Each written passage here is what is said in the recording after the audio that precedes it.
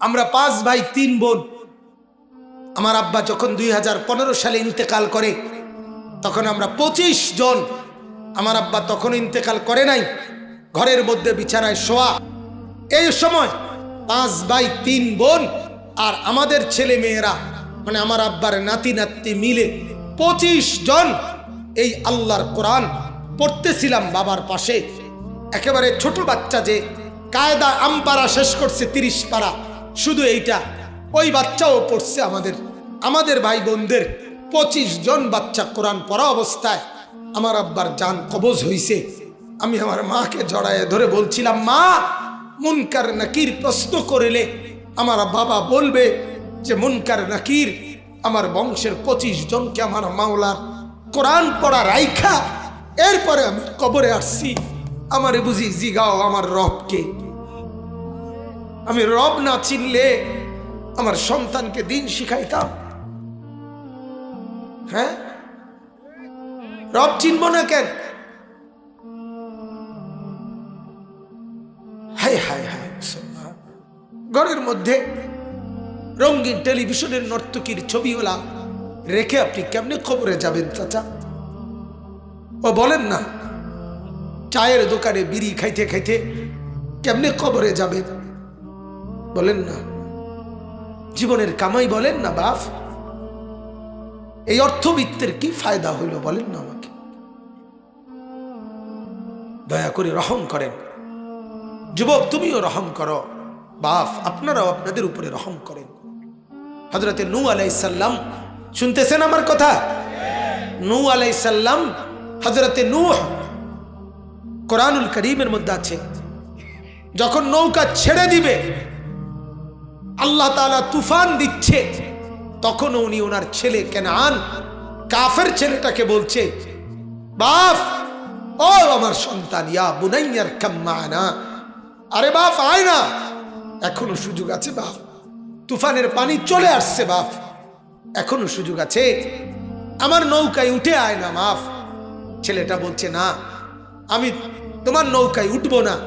সাআবি ইলা জাবালিন ইয়াসিমুনি মিনাল মা, আমি ওই উঁচা পাহাড়ের গিয়ে আশ্রয় নেব, ওই পাহাড় আমাকে তোমার ক্ষুধার পানির থেকে বাঁচাবে, এত উপরে পানি যাবে না। হযরত নূহ নবী বললেন, না রে বাপ, না রে বাপ, আজ কেউ আল্লাহর আযাব থেকে বাঁচাইতে পারবে না। এভাবে টানাটানি কোরআনে আছে, বাপ টানতেছে, নৌকায় উঠাইতে ইমান পড়াইয়া, ছেলে ইমান আনেও না, ওঠেও না। টানাটানির মধ্যে আল্লাহ তাআলা বলেন, ওয়া হালা বাইনাহুমাল মাউজু ফাকানা মিনাল মুগরাকিন, একটা জোরে পানির ঢেউ আসছে, এক ঢেউয়ে বাবার সন্তানকে চিরতরে আলাদা করে দিছে, সন্তান ডুবে গেছে। আল্লাহ পাক শিখাইছে, দেখো, এক বাবা তার সন্তানকে শেষ মুহূর্ত পর্যন্ত ঈমানের দিকে আনতে চেষ্টা করছে, এটা বাবার জিম্মাদারি, এটা বাবার কি?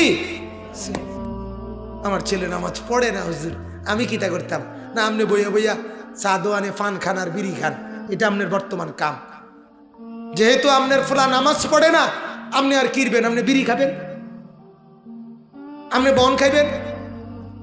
আপনার বউ এজন পর্দা করে না, আপনি অন কিরবেন? আপনি মানুষের বেডি চাইবেন। ও মা, তা আপনার বেডির এজন মানুষে চায়, তা আপনি কাজের বইয়ে থাকতেন। আপনি গিয়ে টেলিভিশন চান, সাদওয়ানে গপ মারেন।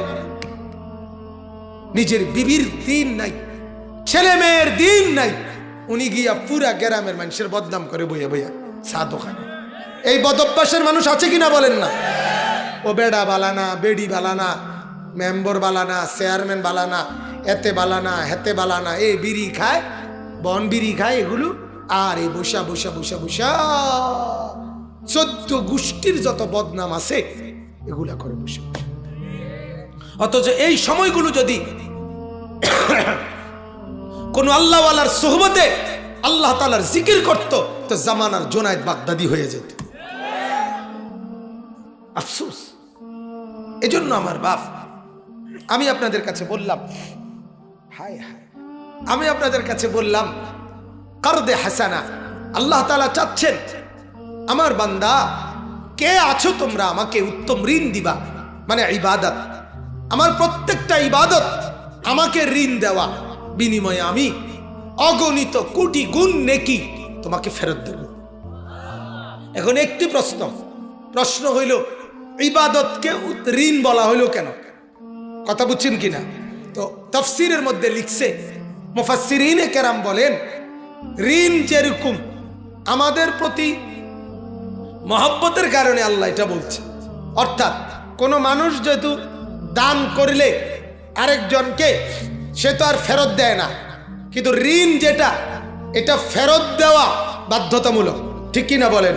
তো আল্লাহ বলছে, বান্দা বিশ্বাস করো, তুমি আমাকে নামাজ, রোজা, হজ, যাকাত, জিকির, তেলাওয়াত, হালাল হারাম মেনে চলা, এই আমলগুলো করা মানে তুমি আমাকে ঋণ দেওয়া।